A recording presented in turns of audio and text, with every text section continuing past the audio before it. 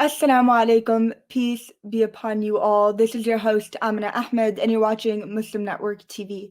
Welcome back to another episode of NextGen, where we speak about the current issues we're facing in our world today, particularly issues pertaining to the youth.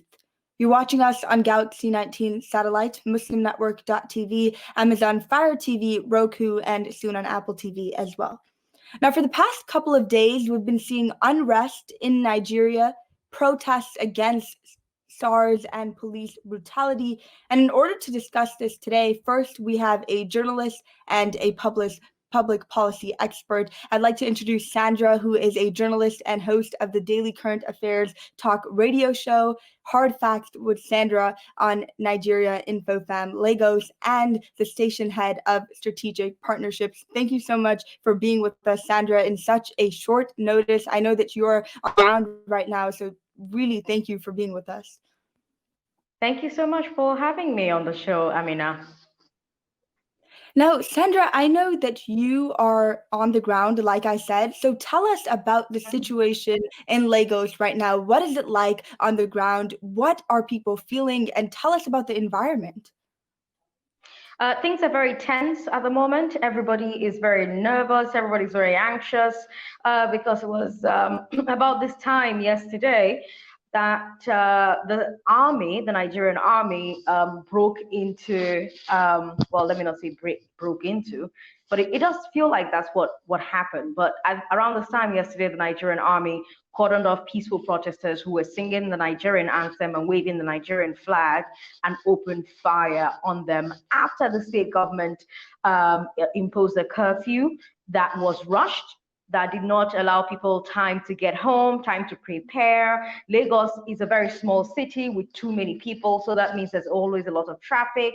And so the very hurriedly announced curfew, plus the panic that induced, added to the fact that people were already protesting police brutality, meant that people went to a particular spot, the Lekki toll gate, to sit down, because curfews are supposed to meet you wherever you are and you stay there. So protesters went to that spot, sat on the floor, waved their flags, sang the Nigerian anthem, and Nigerian soldiers got to that venue, switched off the lights, switched off the toll gates, and shot at the protesters. This is as reported by eyewitnesses who survived the night. So 24 hours later, people are tense, people are nervous, especially because the violence is still ongoing, shootings are still ongoing. There's heavy security presence on the streets of Lagos. And we also have young people who are looting, who are destroying property, who are burning things down. So the general atmosphere here, very, very tense.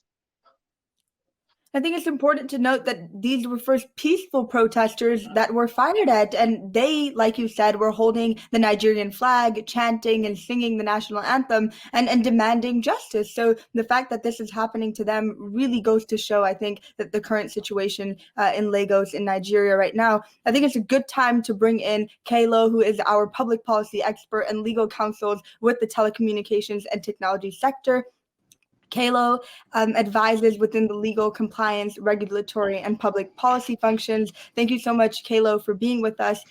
Absolute honor to have you as well. Thank you very much. All right. Yeah, go ahead. Now, Kaelo, I want to ask you, right, as a public policy expert, what has been the reaction from human rights groups and people at the top? Thank you very much, Amina. Well, the reaction has been very mixed.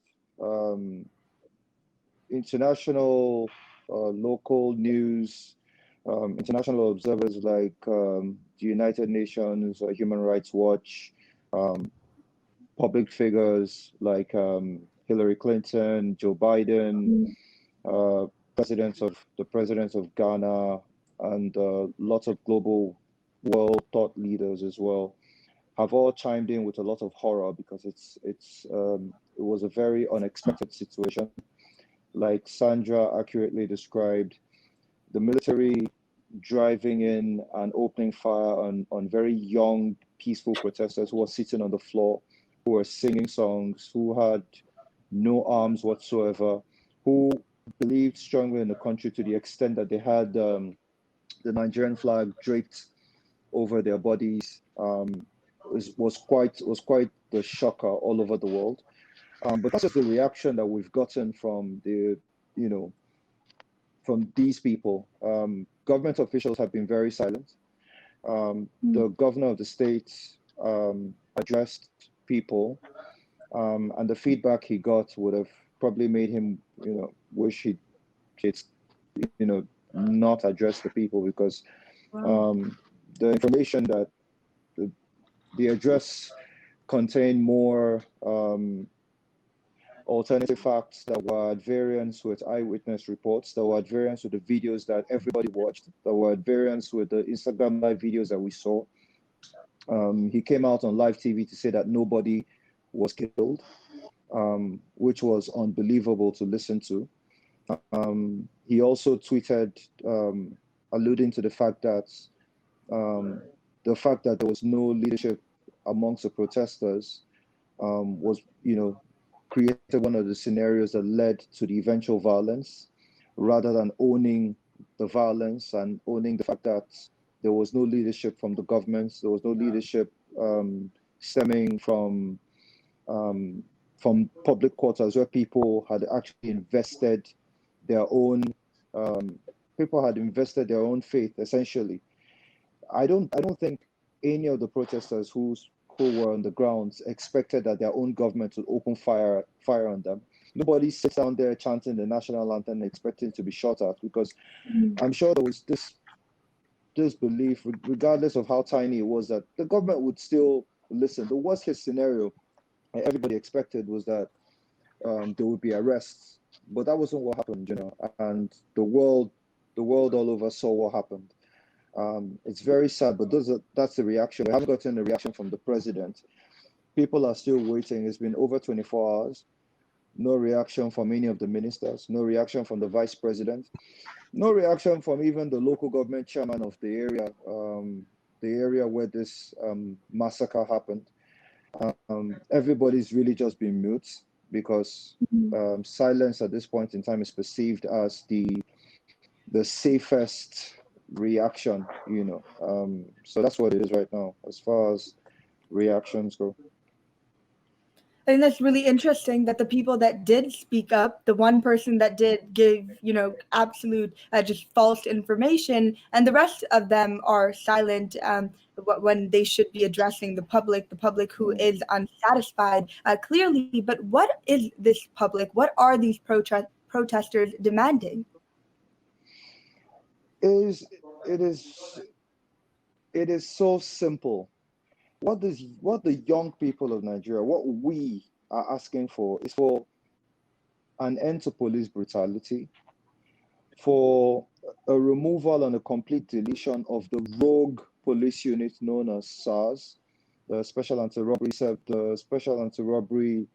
Force, which has almost certainly outlived its usefulness, which has been scrapped over and over again for the past couple of years, which has been has so many crimes labeled against them, even from Amnesty International, murders, rapes, illegal detention, abductions, so many issues.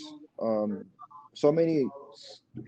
issues are unbelievable sometimes when you read them. The accounts of young people who have gone through some very excruciating experiences up until the very moment that we're speaking, there's still things going on over there, So there's a simple 5-point agenda that was raised, a quick win for the government, asking that this SARS team be scrapped, asking for immediate police reforms, asking for justice for victims of these individuals, and also asking for the salaries of policemen to be increased. So we're even asking for the welfare of policemen to be looked into, to ensure that these policemen who are on the streets, who are charged with safeguarding our lives and property, are paid, commensurately with the sort of work that they're doing, in such a way that they're earning enough to not looking too bright, or at least it's a way of deterring them from doing so anyway. So these were such quick wins, and the government's reaction to these demands were to put a gun, send the military out on young people and just gun them down. That's essentially what happened. Sandra?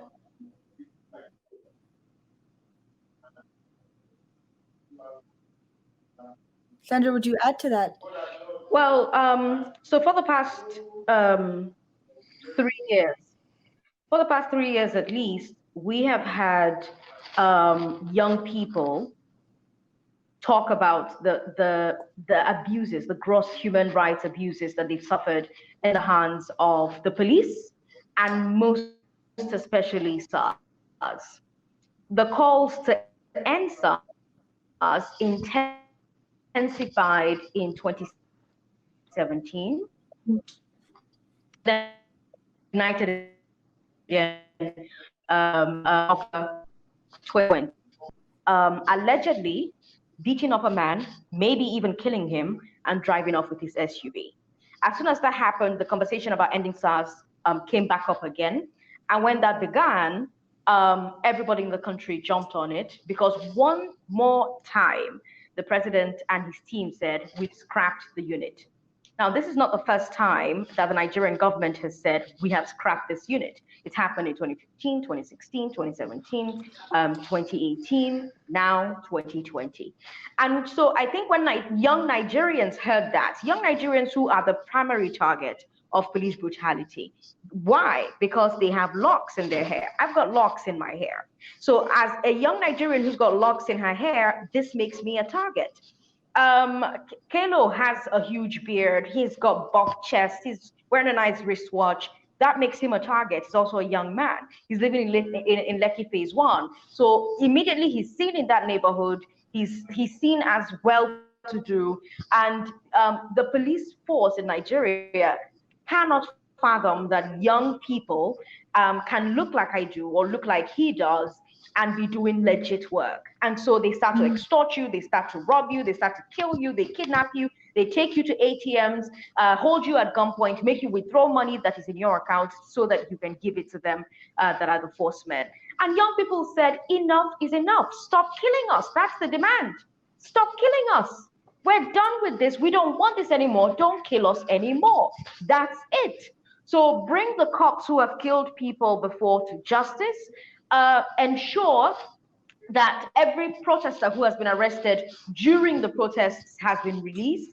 A total reform of the police force. The demands have been very simple. There is absolutely no reason why the Nigerian government should met out the kind of force that it has. It allegedly tried to go after the organizers of this movement, the Feminist Coalition, who have been organizing logistics, medical care, legal care, food, things like that. They've tried several times to cut off their source of funding. They've accused them of all kinds of things. And it continues to go on simply because young Nigerians who are between 18 to 35, who make up 67% of the population in this country, said, enough is enough, stop killing us. And that's what culminated in what happened in Lekki yesterday. The demands are very simple. Stop killing young Nigerians. It's a simple demand to meet. There's no reason why the Nigerian government should be taking the path that it has currently taken. And then to have the governor of the state get on national and international TV and say to the world, no lives were lost, even though the world, more than 130,000 people, were watching on DJ Switch's IG Live, where people were dying, people were panicked, people did not know what was going on. People sat down and sang the national anthem and had bullets from their own army being shot at them, being rained on them. So to have the governor come out and say what he did on national TV has said to people that even all of the action that the government says that they've taken, like setting up judicial panels to investigate excesses from SARS, things like setting up an account to compensate family members of SARS victims. Those things do not hold water. Now, there's no reason to trust that those actions mean anything. We're talking about a people who are capable of killing a young Nigerian and making his father swim in water filled with corpses. I'm not making this up. Look it up on the internet, you'll find this particular story. There is a cop who is currently on the run, who's been fired by the governor who he was serving as a special assistant, who under his watch, young people in Anambra State were killed and dumped in a river called Ezu. And one time in 2012, when a young man went missing, they went to the police and they told the police what was going on. And the police said to them, oh, we've killed your son and nothing can happen. Nothing will be done about it. And do you know what eventually ended up happening? People rallied around and they said to the family of that young man, oh, go and raise some money. And this family ran around, raised 3 million naira. You do the conversion, what 3 million naira is in your currency. Now, inflation is through the roof, devaluation is through the roof. 3 million naira in 2012 was a lot of money. But yeah, so they raised 3 million naira and they pay the police. The police says it's chicken change. And eventually things get to the point where they tell this young man's father to get into that river filled with corpses, swim in that river and try to find his son. Imagine that.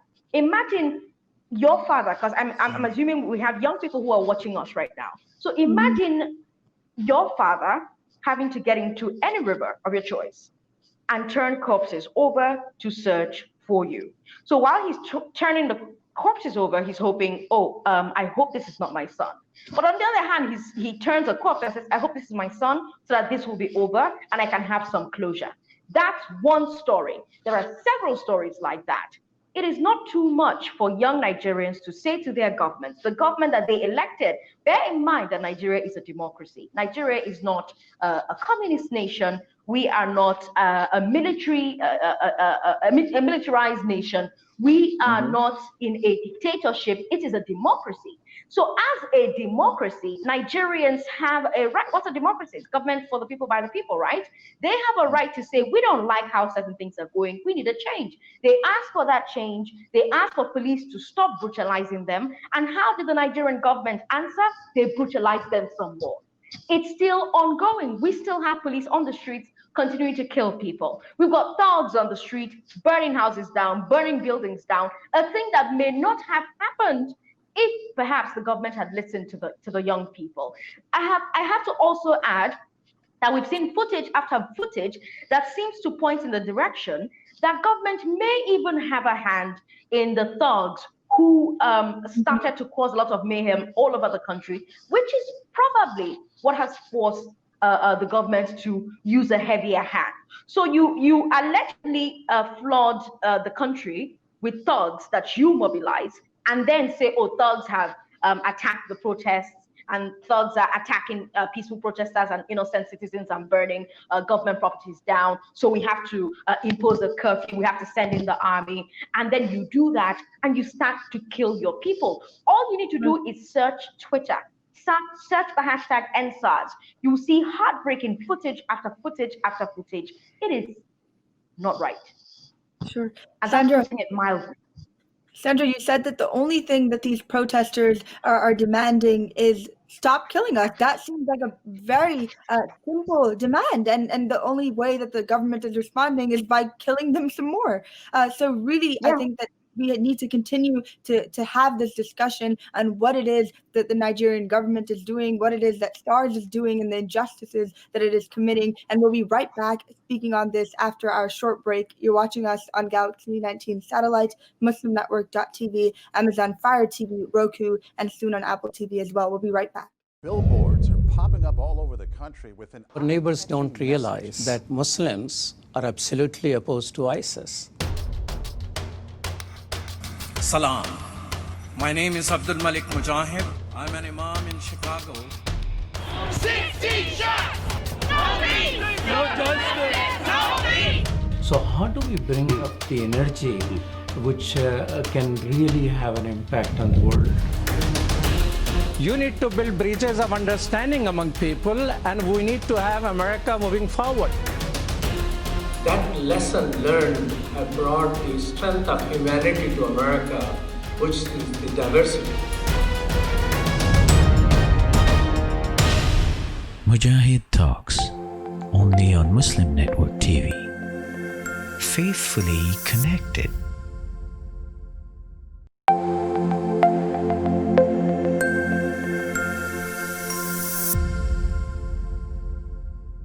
Welcome back to NextGen. I'm here with Sandra and Kaelo speaking about the unrest in Nigeria as well as the demands of protesters there. Some are saying that these protests are protesting more than police brutality. What does that mean, that they're protesting more than just police brutality? Kaelo? Is that for me or is that for Kaelo? Kaelo. Yeah, thank you very much. I mean, well, I'm not sure I'm clear on what this means, but I'm gonna try and answer it I'm gonna try to look at it in sort of direction I think you're taking the question in. Well, it's sort of protests sort of evolved, and essentially what this means is that it started off with a protest against police brutality. What we just wanted, as Sandra has put succinctly, was that police brutality should stop killing us, essentially. But then we considered a lot of things. What are the various issues? We knew that police reforms had to happen. So of course, that formed a part of our protest demands. We understood the fact that policemen weren't paid well. That formed a part of our protest demands. Of course, other people had other things that they wanted in there, but the core group and the core group of protesters and everybody else agreed that we needed to be very linear with our demands and keep it as linear as possible. Obviously, at this point in time where protesters have been killed, at this point in time where the military has been sent in, at this point in time where people have lost all trust in the government, whether it's the state government or the federal government, the demands have been rallying from calls for the resignation of the governor to calls for the resignation of the vice president, the president. People have been very upset. People have been very angry, and like I said, rightly so, because our initial demands were as low-hanging as they come. They are the sort of quick wins that any elected government official would grab on. What we expected to see was a lot of empathy. What we expected to see was the governor coming to the people, showing proper. In Nigeria, we have a saying called when you show walking, and essentially what this means is that you put to the pad the workings of what you're doing, what you're trying to. If people are asking for something, you show them the integrity of what you're doing, or steps that you're taking towards actualizing what they're asking for, essentially. And we weren't seeing that. We weren't seeing the working, essentially. We're asking you to produce errant officers who have killed, who have beaten, who have raped, who have assaulted young people. And what we're getting in response is, "Oh, don't worry, they are being dealt with." And we're not kids, People want to see justice. Justice can only really be felt if people see justice being served. We're not seeing these officers being arraigned. Mind you, when criminals or alleged criminals are caught in Nigeria or in Lagos, they are paraded on all the television stations you can imagine. They are placed on the floor next to all the weapons. They are paraded half naked. They are dehumanized. But you're telling us that the police officers who have killed people, who have maimed people, who have assaulted people, we're not going to see them on television. We're not going to see them being arraigned. We're not going to see anything, So I mean, what are you talking about? So we're not getting that filler, from the government. And so the demands at that point in time, obviously continue to expand. The ultimate demand of young people is for good governance. That is the ultimate demand. But then that's the demand for almost every young person globally, In Nigeria, it's a step-by-step demand. The 5 demands that we asked for, the easiest of demands, they were not met. Right now, Nigerians are completely if there was any sort of trust in the system, It's gone. The average Nigerian on the street that you ask in Lagos State today, what do you want? They're just going to tell you, we want the governor to step down. Because, I mean, what else can they say? Sandra has described the steps that were taken ahead of the protest, taking out the cameras, turning out the lights, all the sort of devious things that you see on television to harm innocent protesters. So, aside from the 5 demands that they've laid down, every Lagosian on the street will tell you what they want, But the 5 demands that we've even laid out in the first place have not been met. They've been scoffed at, and more people have died. Reports are putting numbers at various stages, but a modest report will tell you that scores of people have died in the last 24 hours, most of whom died as a result of the military action taken against them. Sure. And because of that, we were seeing protests in the first place. And like you said, these demands have not only not been met, but they've been met with violence. And to both of you, my question is, Sandra and Kaelo, what can the international community do? What can people in the diaspora, people who are not based in Nigeria, in Lagos, what can they do to help?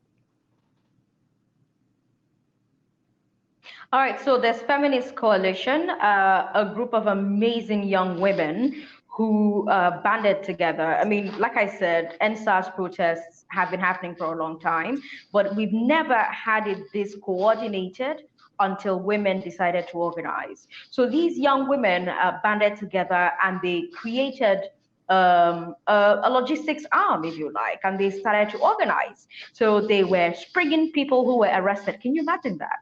Young people protesting illegal arrests, illegal detentions, brutality, etc., and they were being illegally arrested while they were protesting illegal arrests. So anyways, these young people who got arrested during the protest, young women in the Feminist Coalition, organized lawyers all over the country, because we have to mention that what's happening in Nigeria is not exclusive to Lagos. It's happening everywhere, all over the country. Kano, Imo, Abia, Abuja has had the worst of it. Abuja has been the worst hit. So if you want to help, we say, please keep your eye on the country, because traditional media in Nigeria is very heavily censored by the Nigerian government. And so the only saving grace for Nigeria has been social media and international media presence. So if there is a way that you can get your own local media to continue to cover those stories, the Nigerian government doesn't like to be embarrassed. In fact, they put out a memo through their censorship arm saying to Nigerian media organizations, don't broadcast anything that will embarrass the government.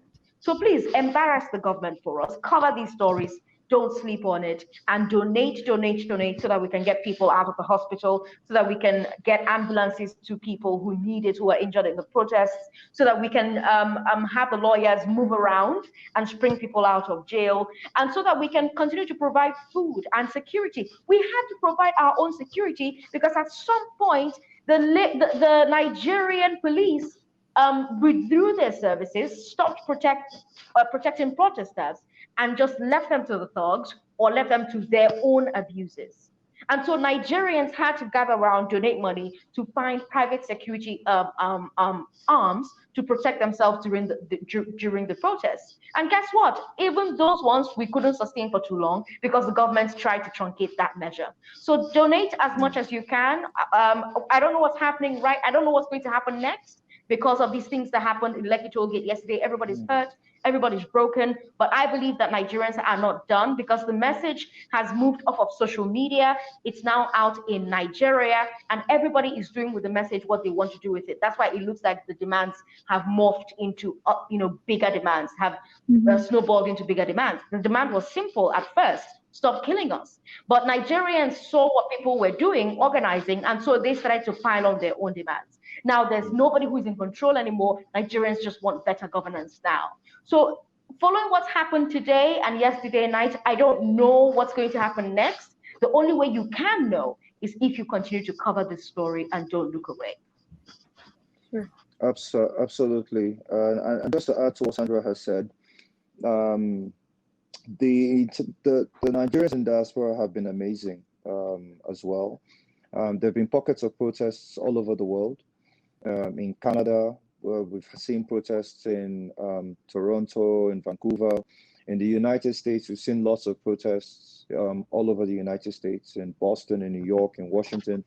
In the UK, we've seen major protests as well in London.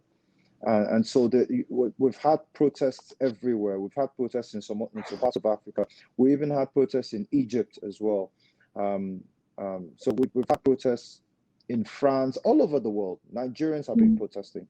Celebrities have lent a voice. One of our amazing footballers, Odion Igalo, he's been amazing. The guy he's been speaking out there. He's been coming out, speaking out, and they've been donating. The Feminist Coalition has done an unbelievable task of, coordinating these efforts. And members of the Feminist Coalition have also, gone out there. They've signed up thousands of lawyers nationwide who are working in clusters to get people out of illegal detention. So right now, the biggest weapon right now, like Sandra has said, is the awareness. Get it out there that this is what is happening. People are already aware. Hillary Clinton tweeted yesterday. Joe Biden released a formal statement. People are aware, but we need the word to be consistent, because what you see happening in a lot of these countries is that you're riding on a high at some point, and then everybody just, the focus just moves to some other news story. So we need it to be constant, consistent, completely focused on, using the right hashtags, NSARS, and any other relevant hashtags. And then, like Sandra said, the donations, very critical. Whilst we have a lot of people who have put in a lot of funds, I mean, the Feminist Coalition would always need more. If you look on their website, if you look on their Instagram, there's a link for how to donate using Bitcoin. They have a list of official organizations as well. If you check Beyonce's page, you would also see the Feminist Coalition's link on Beyonce's page as well. So it is a huge global effort centered around this 5 demands, and which are growing anyway. So that's what it is. That's what we hope to achieve. And yeah. Thank you so much, Kaelo, and thank you, Sandra. To our audience, thank you for tuning in. Thank you very much. Make sure to donate. Make sure to educate yourselves and educate those around you, and continue to amplify the voices of those in Nigeria. We saw through what both of them said that this is a very critical situation. Thank you to the both of you. And until next time, Assalamu alaikum. Peace be upon you all. Thank you.